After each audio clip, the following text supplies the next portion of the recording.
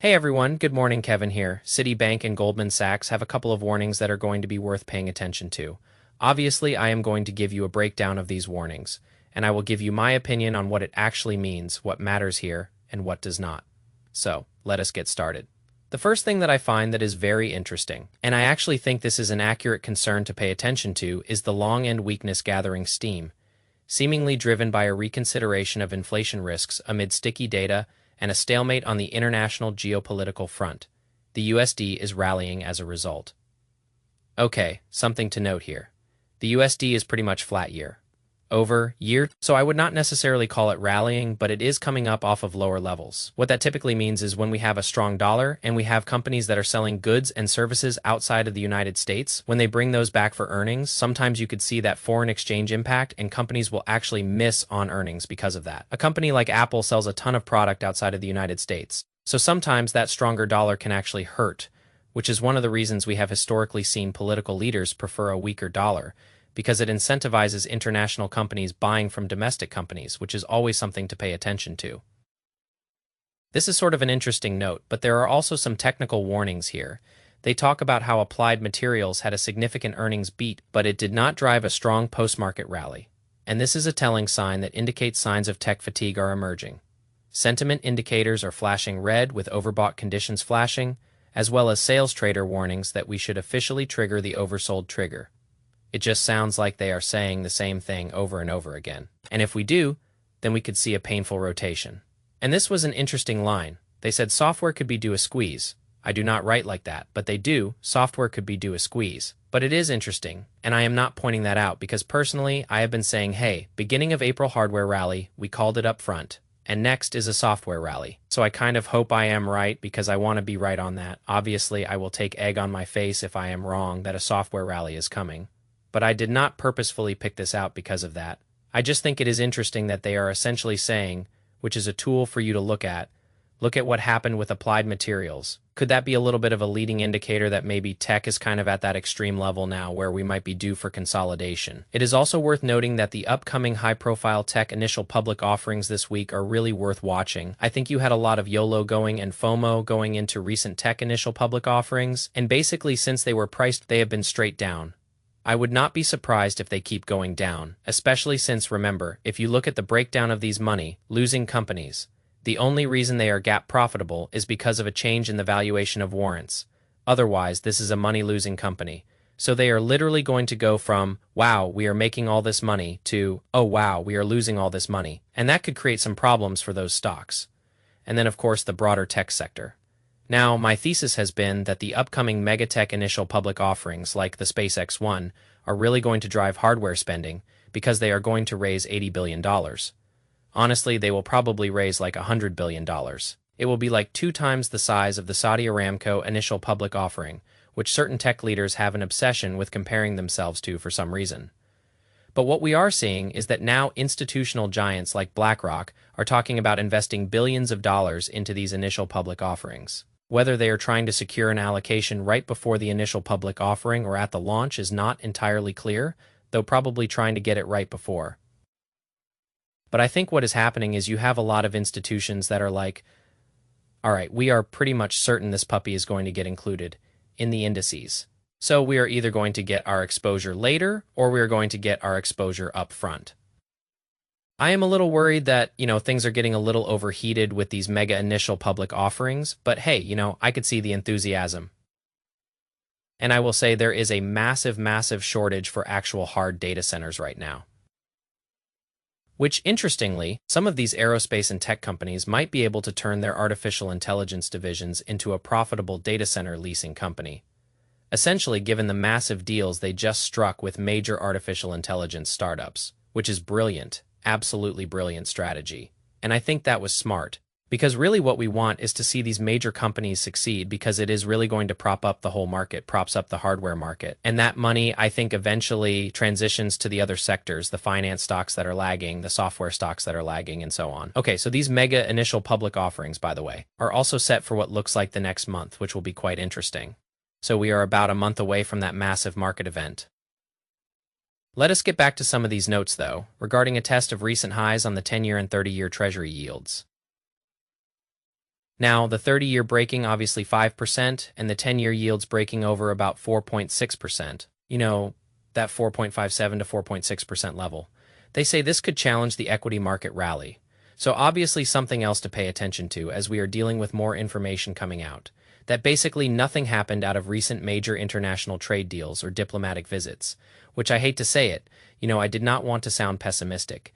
And I said this last week. People said, Kevin, what do you think is going to happen with this international trade deal? I go, honestly, nothing. This diplomatic trip is going to happen, and nothing is going to come of it. Because I personally think foreign leaders have more leverage over the United States right now, because the United States has kind of gotten itself into a quagmire in the Middle East.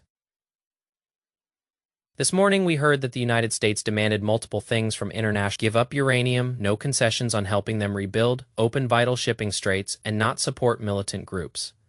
And the United States would only be willing to unfreeze less than 1/4 of seized foreign assets, which is kind of exactly why those foreign nations are like, forget you. Like, what are you giving us if you are not going to give us our seized assets back, and we have to give up our uranium, and you are not going to help us rebuild, which are essentially clear conditions that they have had from day one.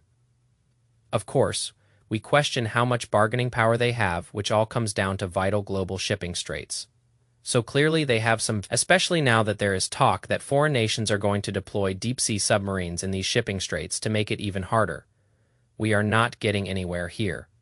I mean, just this morning we had an international energy plant hit by a drone.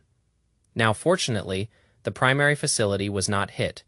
It was actually an electrical generator that was hit, and there were no injuries reported associated with this attack. But it just shows you that there is a frustrating lack of progress on the geopolitical front.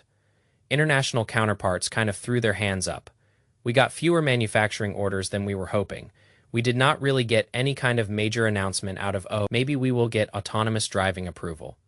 Oh, we will get like an advanced semiconductor chip sale, given that we have not sold a single advanced unit to certain international markets. Maybe we will actually make some progress. But nothing. We got like a downsized manufacturing deal that tanked corporate stocks. So very little progress, internationally. And I think it was really because foreign leadership thinks they have all the cards. In fact, domestic leaders have sanctions on foreign tankers going to international ports. And shipping companies that are extracting that oil are supposed to pay. And they let some of these ships through the blockades to go to international markets, and they are supposed to pay their tariffs. And foreign leadership literally told those shipping companies do not pay the tariffs, and domestic leaders are like, well, we are going to make a decision in the upcoming days. We will probably just undo that extra tariff. So in other words, we are going to fold on that as well. It is crazy. So let us go to the Goldman piece. The Goldman piece, which is interesting as well, is a short note over here. So that was the Citi piece with some geopolitical commentary. The Goldman piece was the following. There was a little note here. Major artificial intelligence startups just agreed to $30 billion. Okay, this is a new note here. An artificial intelligence startup just raised money at a $900 billion valuation. They raised $30 billion, which is hard cash that they could use to pay for data centers at aerospace companies, making that tech division profitable. It helps boost the upcoming initial public offerings. Pumps that initial public offering even more, which creates more of a wealth effect for this full software artificial intelligence cycle. It is all going to go to crap one day in the future, we know. But we are just trying to watch for the early warning signs. Major international banking reports had a really good piece on this, where they are breaking down that a lot of chip components, whether they are graphics processing units, some even server racks, are booked out 26 to 52 weeks. So you cannot get some of the water cooling components that you need for actually placing data centers in service for 26 to 52 weeks, because a lot of this stuff is booked out. So really, if we want to see that turning point in data centers, and sort of this cyclical spend of this next artificial intelligence bubble, or whatever we want to call it, we can look at the next 12-month out earnings and the forecasts, which so far are still holding up. So far, all is still good. Obviously, there is some reason to be nervous. Watch those recent high-profile initial public offerings. I think it is a little bit of a testing, sort of warning ground for the mega ones as well, though I think some of them are kind of a pump-and-dump scheme. Watch my full video on that. You can always join us as well. Over at my platform, we have seasonal promotions going on over there, and this is interesting. So Goldman says the following: there is a clear momentum chase that is being highly concentrated in everything artificial intelligence. And what people are doing is they are selling their losers. They are buying winners on leverage. Leverage is accelerating, and then they rinse and repeat. And even though the overall market breadth looks bad, the market is officially getting away from a lot of the bears sitting on the sidelines. Which is why I call this is going to be the most frustrating rally, At the beginning of April, we said it, people are going to be pissed. They are going to be bearish on the sidelines, they are going to miss the rally, and then they are going to fall in at the worst time. It is typically how it happens. And even if you miss the hardware rally, that does not mean you should not be looking for opportunities in software or other sides. Because in my opinion, those are next. There are great deals out there on amazing companies. Anyway, it is hard because when you look at the index levels, it does not feel like there are great deals. It feels like, everything is at the top of the market, but that is not true. So, what we do in our course member live streams, for example, is every day we pick a company, sometimes two, and we granularly go through them one at a time, and we look at the fundamentals, and we are like, is this a good deal right now or not? Okay. Or at what price is it a good deal? Like last October, we were like, this stock at $160. This is crazy. This is worth maybe $69 at a fair price. Well, that is where it sits today. So, sometimes talking about how something is too expensive can actually save you a lot of money. But anyway, Goldman here says it is tempting, but do not fight this move higher. In other words, do not try to short this market move higher. I actually agree with that. I think it is kind of dangerous to try to push put options right now. There is actually a whole Bank of America thing where they are talking, I think this was in the financial news this morning, where they are talking about structuring creative put options to essentially help people reset higher. So that way you have a put for when the market does fall, but it resets higher with less of a loss. They are just rolling your options, is what I think is happening here to give you an option for downside protection, but without making you feel as bad that you are missing out on the rally. And to me, it is just a sign that the market makers want more money. The more options that exist, especially arcane and low-rated options, the more the market makers are making bank. They love all this creative crap. Anyway, dips have been extremely shallow, and that is because the long-only community has been, and will continue to be, ready to pounce as buyers. We are sitting at the worst market breadth since late 22. Retail activity has inflected higher, retail trading volumes have risen 28% since mid-April, not a surprise that they were a little late. And the recent replacement of pattern day trader rules with less stringent margin requirements increases the likelihood that retail trading activity will actually rise further. Right? No more of that $25,000 limit. I am like 1 minute from done. Do you guys have a good ride, huh? Oh, I will help you find it in just a sec. Give me 1 minute to finish here. Alright, so then they just came out of their ride. How was it? What? Little Mermaid. Thumbs up. Did Ella like it? Can Ella come say hi? Then we have got information technology total exposure. We are sitting at the highest tech exposures since January of 24. Come here, Ella. Can you come say hi to the camera? Come here, buddy. Come say hi, say hello. Are you nervous? You do not like the camera. You do not like it. This is Ella. She is our largest 2-year-old. She is like the size of a 3-year-old. And she is the first one we are experimenting going to Disney with. And she has been an angel. She has been so fantastic. It actually makes us think we could take more of the little ones. Honestly, these guys are harder. These guys are a lot harder. Yeah, do a wheel.